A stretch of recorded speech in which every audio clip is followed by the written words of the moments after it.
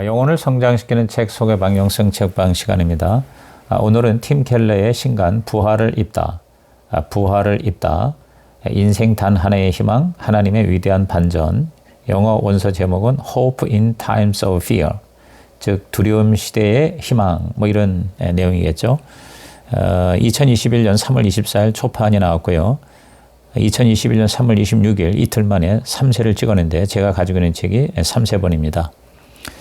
미국의 저명한 사회운동가 마틴 루터 킹은 나에게는 꿈이 있습니다 라는 연설에서 말했습니다. 절망의 산에서 희망의 돌을 캐자고 절망의 산에서 희망의 돌을 캡시다. 그 은유는 다니엘서 2장에서 따온 것입니다. 손대지 아니한 한 돌이 우상숭배의 세상을 부서뜨립니다. 그 작은 돌은 정의와 평화의 태산을 이루어 온 세계에 가득해집니다. 그 돌이 바로 하나님의 나라입니다.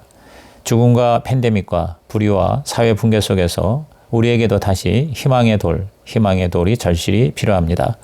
예수 그리스도께서 죽은 자 가운데서 다시 살아나셨음을 믿는 것보다 더 큰 희망은 없습니다. 이 책의 주제가 바로 그 예수님의 부활이죠. 세상 전반에나 또 최장암으로 죽음을 눈앞에 둔 저자 팀 켈러에게나 암흑기입니다. 그래서 더 희망을 갈구하고 붙잡으려 하는 것이죠. 이런 때일수록 우리가 바라봐야 할 것은 무엇보다 예수 그리스도의 부활이라고 이 책은 주장합니다. 그럼 먼저 목차를 한번 소개합니다. 제1부는 답없는 세상 희망을 묻다. 1장 인생 단 하나의 희망 다시 사신 예수. 제2부 부활 복음으로 성경과 인생 새로이 읽기. 제2장 예수 부활 미래의 창조 세계를 오늘 여기에 들여놓다. 3장 예수 부활 잃어버린 하나님 임재를 회복하다. 4장 복음의 역사 늘 인간의 직관에 반하게 움직였다. 5장 반전의 절정 그분이 우리와 자리를 맞바꾸시다. 그 다음에 제3부 예수의 부활이 나의 부활이 되다. 6장 내 틀과 범주로는 그분을 알아보지 못한다. 7장 내 연약함이 곧 하나님과의 연결고리다. 제4부 두려운 현실 한복판에서 부활의 권능을 입다. 8장 마음 깊은 곳에서부터 온 삶이 생명을 입다. 9장 은혜의 새 자아를 입고 경청하다. 10장 가난하고 약한 사람을 사랑하는 자리에 능동적으로 서다. 11장 터져 나오는 눈물 낭비하지 않고 기쁨의 씨로 뿌리다. 12장 부활 예수 끝이 아닌 새 시작을 향해 역사를 이끄신다. 자, 그럼 책 내용 들어갑니다. 프롤로그에서 거짓 희망과 불안이 뒤엉킨 세상을 표류하다라고 주장을 했는데요. 하버드 대학의 스티븐 핑커는 우리 본성의 선한 천사라는 책에서 미래의 세상의 낙관론을 전망했다. 유발 하라리가 쓴 2017년에 나온 호모데우스 즉 인간 신이라는 책에서 그는 인류가 곧 신이고 미래의 희망이라고 주장했다. 그러나 핑커와 하라리는 시대 정신을 잃지 못했다.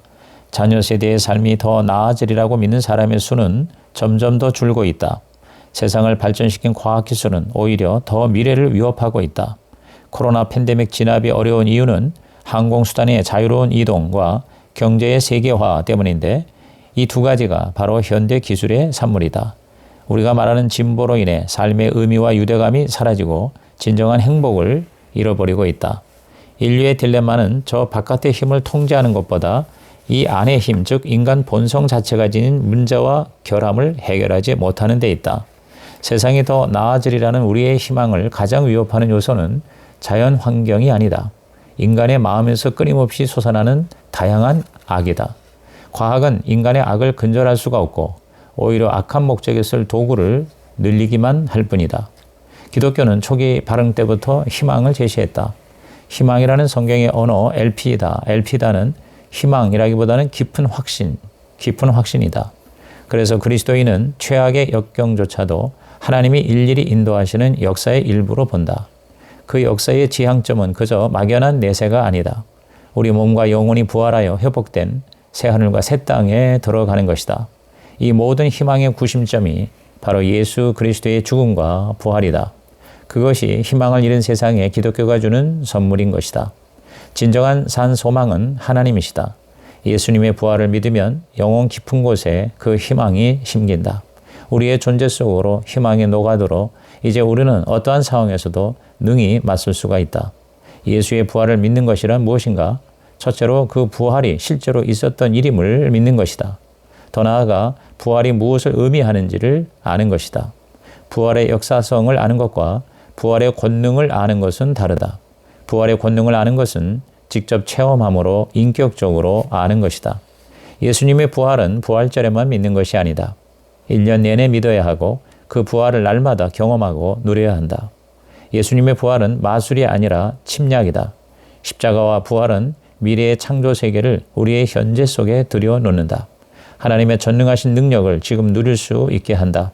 예수님의 부활과 성령의 강림은 우리의 재창조를 위한 계약금이자 보증금이다.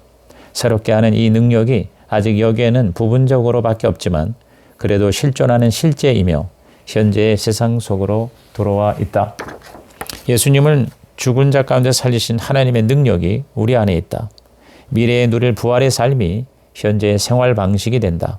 십자가와 부활은 대반전, The Great Reversal이다.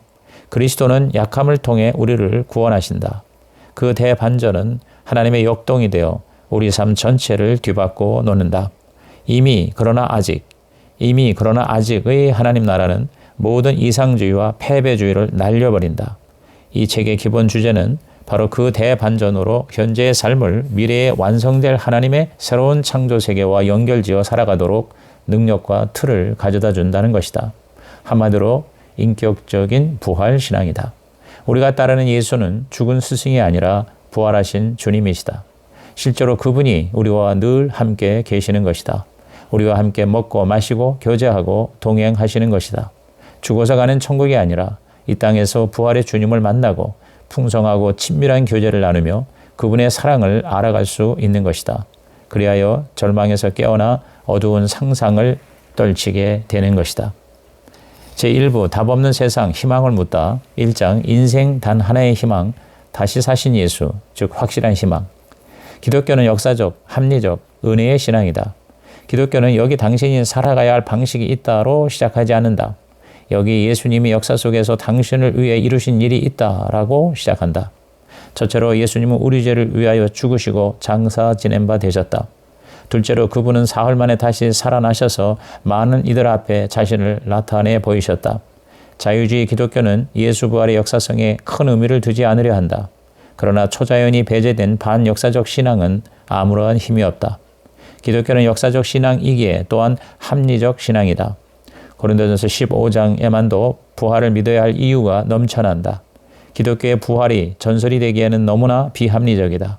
인간을 하나님의 아들로 경배하는 운동이 유대인들 사이에 퍼져나간 것은 유례를 찾을 수 없는 놀라운 사건이었다. 게다가 그때는 예수님이 죽으신 직후였다. 이것이 가능하려면 틀림없이 무언가 중대한 일이 벌어졌어야만 했다. 그게 부활이 아니라면 무엇이겠는가? 예수님의 부활은 타임 스탬프가 찍힌 실제 사건이었다.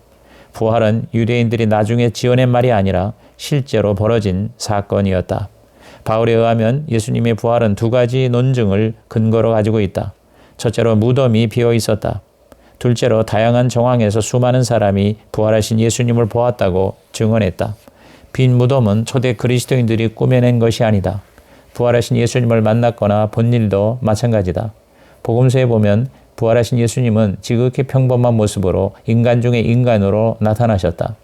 예수님의 부활하신 몸은 인간 그대로이시면서도 물성을 초월하는 몸이었다. 잠긴 문을 통과해 들어가신 몸이 된 것이다. 부활의 몸은 물리적이 돼 새로운 속성, 새로운 능력을 폭넓게 지닌 몸이다. 예수님을 메시아로 믿은 초대 기독교 신앙은 예수님의 부활이 없이는 설명이 불가능하다. 예수님의 부활신앙은 이성과 증거와 믿음이 어우러진 결과이다. 부활신앙은 인간의 이성을 배격하는 맹신이 아니라 이른바 역사와 과학을 초월하면서 동시에 포괄하는 것이다. 부활은 필시 사실일 거라고 합리적 근거에 입각하여 인정하게 된다 해도 그리스도인이 되려면 여전히 믿음을 구사해야 한다. 즉 진리를 믿음으로 자신의 것으로 삼아야 하는 것이다. 자신에게 하나님의 은혜가 필요함을 깨닫지 않은 한 우리는 결코 예수님의 부활을 받아들일 수가 없다. 자신이 영적으로 눈멀어 하나님의 도움이 필요함을 깨닫지 않은 한 바울처럼 우리의 착한 삶도 주로 자신을 위한 것이다. 의인은 한 사람도 없고 자신이 안다고 하는 것도 사실 다 잘못 아는 것이다. 코로나 상황에서 우리 모두에게 필요한 것은 예수님의 부활을 믿는 신앙이다. 우리는 버림받아 마땅한 죄인이지만 동시에 하나님의 은혜로 사랑받을 수 있는 존재이다. 우리는 우리의 죄와 연약함을 인정함과 동시에 그럼에도 불구하고 그분이 우리를 용서해 주시고 써주실 것을 안다. 그리스도인의 놀라운 자아상은 바로 여기에서 시작하는 것이다. 제2부 부활복음으로 성경과 인생 새로 읽기 2장 예수 부활 미래의 창조 세계를 오늘 여기에 들여놓다. 장래의 희망. 이르시되 때가 찼고 하나님의 나라가 가까이 왔으니 회개하고 복음을 믿어라. 마가복음 1장 15절. 예수님의 부활은 실제 있었던 일이었다. 그러나 그것이 과연 우리에게 어떠한 영향을 미치고 있는가는 또 다른 문제이다. 우리가 그리스도인다워지려면 예수 부활의 권능을 알아야 한다. 그리스도의 부활은 지금의 우리에게 구원과 삶과 능력의 원천이다. 예수님의 부활 덕분에 그리스도인에게는 미래를 위한 희망이 아니라 미래로부터 오는 희망까지도 주어졌다. 미래를 위한 희망이 아니라 미래로부터 오는 희망까지도 주어졌다. 성경의 놀라운 메시지는 예수님이 부활하실 때 미래의 하나님 나라를 현재 속에 들여놓으셨다는 것이다. 그 나라는 아직 이 땅에 완성되지는 않았지만 엄연히 실제한다. 이미 와 있는 그것을 몰라서 누리지 못한다면 그리스도인의 삶이 빈곤해진다. 예수님의 부활로 하나님의 나라가 시작되었다. 하나님 나라란 초자연 세력이 오심으로 세상이 새로워진다는 뜻이다. 그 나라는 인간 삶의 모든 차원을 포함해 온 세상을 치유할 것이다. 그 삶은 양적으로 끝없이 계속될 뿐 아니라 질적으로도 상상을 초월하여 모든 것을 해체시키는 죄의 영향에서 해방된 삶이다. 그것은 이미 그러나 아직의 하나님 나라이다. 메시아의 초림과 부활은 이미의 하나님 나라의 시작이다. 메시아의 재림은 아직의 하나님 나라의 완성이다. 하나님 나라는 현존하되 온전히는 아니고 부분적인 만큼 우리도 삶의 모든 영역에서 상당한 치유를 기대하되 완치를 바라서는 안 된다. 예수님의 부활은 우리의 장래 부활을 예고하는 정도가 아니라 확실히 보장하는 사건이다. 예수님이 부활하심으로 우리에게는 장차 올 미래가 현존한다. 우리가 부활하신 예수님과 믿음으로 연합할 때 우주를 재창조할 만큼 강력한 그 미래의 능력이 우리 안에 들어오는 것이다. 첫째로 부활하신 그리스도는 왕으로서 우리를 죄책감과 수치심에 대한 두려움에서 해방시키신다. 둘째로 예수님의 부활은 우리를 죄책감과 정죄에서 해방시킴으로써 죽음에 대한 두려움에서도 해방시킨다. 셋째로 예수님의 죽음과 부활은 우리를 속박하는 다른 권세들에서 우리를 해방시킨다. 부활로 인해 예수님이 왕으로서 우리에게 임재하신다. 예수님은 죽은 구주가 아니라 부활하여 살아계신 구주이시다. 인간의 마음속 깊은 곳에는 누군가를 왕으로 삼으려는 갈망이 있다. 예수님 외에는 그 어느 것도 가짜 왕이다. 진짜 왕이 이미 오셨다. 어둠의 세력에 맞서 위대한 침투 작전에 동참하라고 지금 그분이 우리를 부르신다. 우리는 자유로울 뿐 아니라 과거와 미래의 왕을 지금 섬기는 자유의 투사이다. 3장 예수 부활 잃어버린 하나님 임재를 회복하다 영광스러운 희망. 예수께서 이르시되 내 말이 내가 믿으면 하나님의 영광을 보리라 하지 아니하였느냐 하시니 요한복음 11장 40절. 예수 부활은 미래를 현재해 천국을 이 땅에 가져온다. 그 결과 인간을 하나님의 영광과 재결합시킨다. 이것은 성경 전체에 흐르는 가장 중요한 주제이다. 예수님은 하나님의 영광 그 자체이시다. 예수님은 하나님의 영광이 임하는 성전 자체이시다. 예수님은 죽으실 때 옛 성전을 허무셨고 부활하실 때 새 성전을 지으셨다. 그리고 우리 몸을 성령이 거하시는 성전으로 만드셨다. 그리고 죄인인 우리를 그리스도의 동역자로 하나님 나라의 능력을 나타내시는 통로로 사용하신다. 하나님은 물고기를 물속에서 살도록 하셨듯이 인간을 하나님과 교제하도록 창조하셨다. 하나님의 임재만이 우리를 궁극적으로 채워줄 수 있다. 그런데 인간이 죄를 지은 이후 이 목적이 상실된 것이다. 어거스틴의 말대로 인간은 주님 안에서 쉼을 얻기까지 진정한 안식을 누리지 못하게 된 것이다. 죄 때문에 우리는 우리에게 가장 필요한 하나님의 임재와 영광을 가장 두려워하게 되었다. 그러나 이제 우리는 부활하신 그리스도께서 주신 성령으로 기도와 말씀을 통해 예수님의 아름다운 영광을 충분히 체험할 수가 있다. 그 결과 하나님의 선하심과 사랑과 지혜와 기쁨과 평안이 우리 안에 재생산된다. 개인에게만 아니라 공동체에도 성전이 되어 하나님의 영광이 충만해진다. 교회는 전혀 새로운 종류의 인간 공동체이다. 교회는 단지 용서받은 개인들의 집합이 아니라 대한사회요, 따로 구별된 거룩한 나라요, 반문화 카운터컬처요, 새로운 사회이다. 교회는 세상의 방식이 아니라 하나님의 기준과 지시와 법을 따라야 한다. 교회는 새로운 인류가 마땅히 어때야 하는지를 세상에 보여준다. 하나님 나라의 변화의 능력은 개인과 공동체의 공이 나타난다. 하나님 나라의 통치하심이 침투하여 실제 인간들의 삶을 변화시킨다. 그것을 우리는 천국의 연방 카먼웰스라고 부른다. 세상은 사람들이 자기 이름을 내기에 바쁘다. 그래서 싸움과 착취가 사라지지 않는다.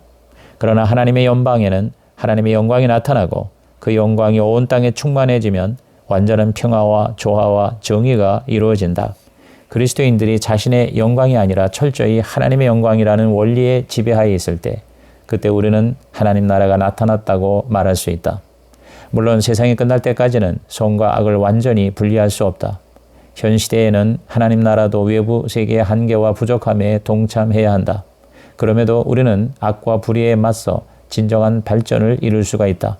지금까지 그래왔듯이 그리스도인은 앞으로도 세상의 빛과 소금이 되어 유한하지만 실질적인 능력으로 사회 각 분야에 하나님 나라를 나타낼 것이다. 예수님의 죽음과 부활이 오직 개인의 죄사함만 보장하고 사후에 천국의 갈 길만 열어준다고만 해도 여전히 놀라운 진리일 것이다. 그러나 그보다 엄청나게 깊은 의미가 있다. C.S. 루이스는 우리의 위대하신 대장께서 세상의 삭막한 담장에 틈을 내셨다. 우리의 위대하신 대장께서 세상의 삭막한 담장에 틈을 내셨다라고 썼다. 예수님은 우리와 하나님을 갈라놓는 난공불락의 장벽에 구멍을 뚫으셨다. 그래서 이제 우리 모두에게도 무한한 희망이 있다. 우리도 다 야곱이고 아무래도 삶이 망하게 되었으며 베개라고는 돌밖에 없지만 말이다. 그런 우리도 삶에서 하나님의 영광과 능력을 누릴 수가 있게 된 것이다. 4장 복음의 역사, 늘 인간의 직관에 반하게 움직였다. 이 땅의 가치관을 뒤엎는 희망.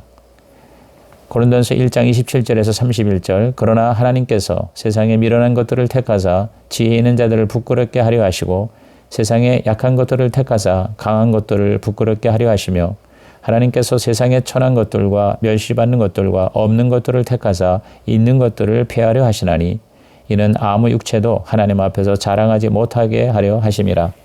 너희는 하나님으로부터 나서 그리스도 예수 안에 있고 예수는 하나님으로부터 나와서 우리에게 지혜와 의로움과 거룩함과 구원함이 되셨으니 기록된 바 자랑하는 자는 주 안에서 자랑하라 함과 같게 하려 함이라. 예수님의 부활은 미래의 하나님 나라를 현재에서 누릴 천국을 가져왔다. 그래서 마음과 가정과 관계와 공동체와 문화 전반이 치유되고 재창조된다. 성경은 예수 그리스도께서 대반전을 통해 세상을 어떻게 구원하시는가에 대한 일관성 있는 단일한 이야기다. 메시아는 2번 오신다. 처음 오시는 초림은 강하지 않고 약하게 오셨다. 그분은 강자로 오셔서 위세를 떨치시는 것이 아니라 약자로 오셔서 섬기다가 우리를 위한 대속물로 죽으셨다. 여기에는 중대한 의미가 있다. 우리도 그 나라에 들어가는 방식이 거꾸로이다. 덕을 쌓아 노력하는 것이 아니라 연약한 모습으로 회개하여 구원을 받아들인다.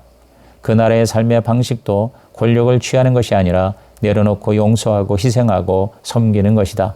세상을 보는 눈도 유능하고 성공한 사람을 추구하는 것이 아니라 소외된 사람을 일으켜 세운다. 이런 반전 구조는 우리가 살고 있는 지배 문화에 도전할 뿐만 아니라 우리 삶을 기초부터 다 뜯어 고친다. 하나님은 인간의 지혜를 역설적으로 뒤엎으신다. 이러한 대반전은 첫째, 응보의 반전이요. 둘째, 구속의 반전이다. 응보의 반전, 구속의 반전. 죄 지으면서 성공하는 것은 오히려 저주가 되고 저주받는 것 같은 사람이 오히려 믿음으로 복을 받는다. 이 세상의 모든 좋은 것도 하나님이 없다면 저주로 변한다. 반면 이 세상의 모든 힘든 것도 믿음으로 받으면 복으로 변한다. 높은 사람은 낮아지고 낮은 사람은 높아지는 것이 하나님의 경륜이다. 성경은 최고의 것들에 이르는 길이 좋은 것들 대신 대개 힘든 것들을 통해 나 있다고 가르친다. 죽은 자를 살리시고 나중된 자를 먼저 되게 하시는 대반전의 하나님을 알면 당신은 담대히 용기를 낼 수 있다. 그 사실을 기억하면 무엇에든 맞설 수 있다. 창세기와 구약에서 하나님은 장자권의 세상 법칙을 뒤엎으셨다. 맏아들 대신 동생을 높이신 것이다. 가인 대신 아벨, 이스마엘 대신 이삭, 에서 대신 야곱, 르우븐 대신 요셉과 유다, 므낫세 대신 에브라임, 아론 대신 모세, 형들 대신 다윗을 선택하신다. 그들은 동생이면서 동시에 흠 많은 인간이었다. 하나님은 하갈 대신 사라, 라헬 대신 레아, 불임 여성 한나, 다말, 라합, 룻, 바세바 등 당대의 아웃사이더 여성들을 세우셨다. 세상의 주변부로 밀어낸 사람들을 무대 중앙에 세우신 것이다. 무엇보다 모두에게 얕보인 민족 이스라엘을 온 인류를 구원할 메시아 백성으로 삼으셨다. 성경의 모든 이야기는 죽음을 통한 삶, 연약함을 통한 승리의 스토리다. 나아만, 요나, 요셉, 삼손, 룻, 다윗과 골리앗 이야기가 그런 내용들이다. 하나님은 우리를 구원하여 해방시키실 때 어린아이들과 젖먹이들, 즉 강자가 아니라 약자를 통해 원수를 물리치신다. 시종일관 하나님은 세상에 내로라 하는 부류가 외면하는 사람들 가운데에서 역사하신다. 이 얼마나 공평하고 정의로우며 또한 이 땅의 가치관을 뒤엎는 것이 아닌가. 5장 반전의 절정, 그분이 우리와 자리를 맞바꾸시다. 궁극의 대반전. 빌립보서 2장 5절에서 11절, 너희 안에 이 마음을 품으라. 곧 그리스도 예수의 마음이니 그는 근본 하나님의 본체시나 하나님과 동등됨을 취할 것으로 여기지 아니하시고 오히려 자기를 비워 종의 형체를 가지사 사람들과 같이 되셨고 사람의 모양으로 나타나사 자기를 낮추시고 죽기까지 복종하셨으니 곧 십자가에 죽으심이라. 이러므로 하나님이 그를 지극히 높여 모든 이름 위에 뛰어난 이름을 주사 하늘에 있는 자들과 땅에 있는 자들과 땅 아래에 있는 자들로 모든 무릎을 예수 이름에 꿇게 하시고 모든 입으로 예수 그리스도를 주라 시인하여 하나님 아버지께 영광을 돌리게 하셨느니라. 예수님의 부활은 궁극적 대반전이다. 하나님이 예수님을 다시 살리신 것은 그분의 죽음에도 불구하고가 아니라 죽음 때문이었다. 부활은 십자가라는 정죄의 결과이자 반전이다. 마가복음에서는 섬김을 받으려 함이 아니라 도리어 섬기려 한다고 했다. 하나님이 세상에 침투하시자 인사이더와 아웃사이더가 뒤바뀌는 도치가 이루어졌다. 예수님의 권력은 지배하는 권력이 아니라 섬기는 권력이었다. 사랑으로 변화를 이루어내는 권력이었다. 누가복음은 먼저 된 자로서 나중될 자도 있다고 했다. 이방인, 아이들, 여성들, 가난한 사람들이라는 소외 그룹이 더 하나님과 함께했다.